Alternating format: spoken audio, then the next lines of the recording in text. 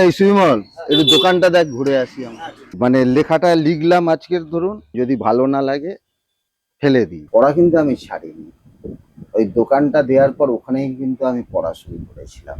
যে তখন আমাদের বড় ভরসা ছিল ওই ডোবা পুকুরের মাছ আর জলার শাক। আমাকে অফিসের বাইরে বসিয়ে রেখেছে ঘন্টার পর ঘন্টা।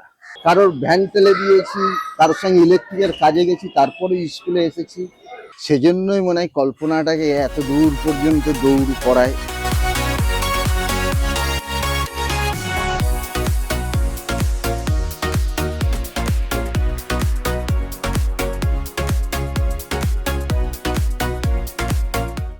উচ্চ মাধ্যমিক পাস মানে মোটামুটি ক্লাস 4-5 পর্যন্ত পড়াতে পারবে, এটা ধরেই নেওয়া যায়।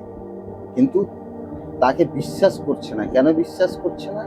কারণ তাকে তো মাটি বইতে দেখেছে, তাকে তো ভ্যান টানতে দেখেছে, তারা ডেকেছে দিনের পর দিন।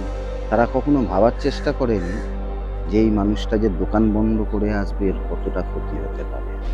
চুরি করে যখন করি তখন থেকেই আগ্রহটা জন্মায়। কোথাও চলছে স্বজন পোষণ, কোথাও চলছে নিজস্ব লবি মেনটেন। ধরুন আমি একটা পাণ্ডুলিপি নিয়ে এক প্রকাশকের কাছে গিয়েছি, তিনি প্রথমেই আমার চেহারা দেখে বাতিল করে দেয়, না না দেখবো না দেখবো না। আজকে তোমার কাছে একটু সময় হবে?